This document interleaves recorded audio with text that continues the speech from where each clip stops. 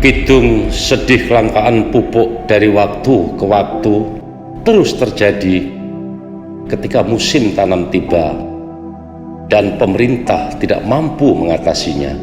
Petani desa Indonesia semestinya layak disebut pahlawan ketahanan pangan bagi bangsa dan negara Indonesia. Sejatinya para petani itu adalah pejuang, namun sepertinya dari masa ke masa terus diperlakukan seperti pecundang. Di awal musim tanam selalu dilundung malang.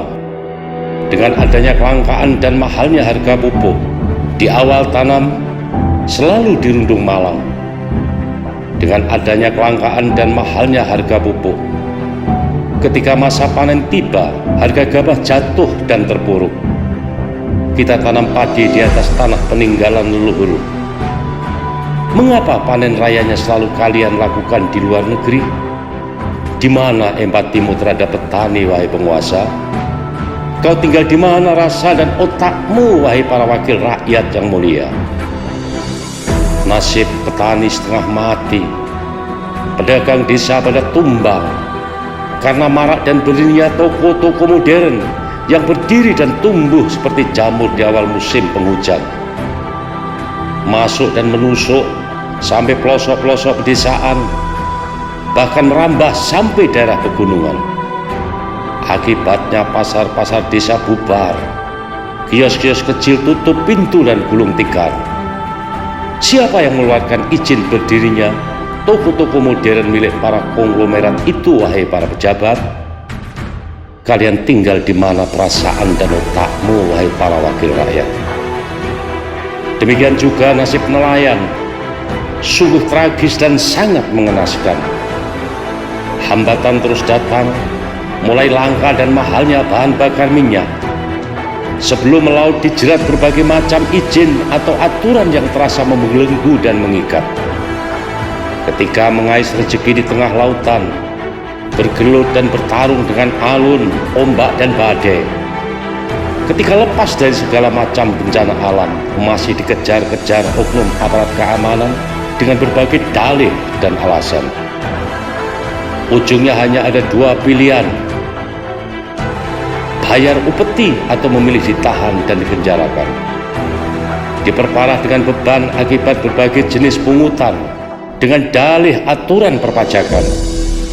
Dampaknya banyak nelayan yang tambat perahu dan gantung kemudi bisa jadi berlanjut dengan gantung diri. Wahai para pejabat dan para wakil rakyat yang terhormat, berilah kepada kami para petani dan nelayan desa Indonesia satu saja alasan sebagai pembenaran agar kita semua rakyat desa Indonesia bisa memilihmu lagi nanti pada saat pilpres, pilkada dan pemilu legislatif mendatang. Dari orang-orang sekolahan, saya pernah mendengar ketika mengatakan kerbau atau binatang saja tidak pernah jatuh dua kali di lubang yang sama. Kami semua rakyat desa memang rata-rata tidak mengenyam pendidikan tinggi seperti kalian para pejabat dan para politisi. Tetapi kami semua rakyat desa juga manusia yang memiliki hati seperti kalian semua.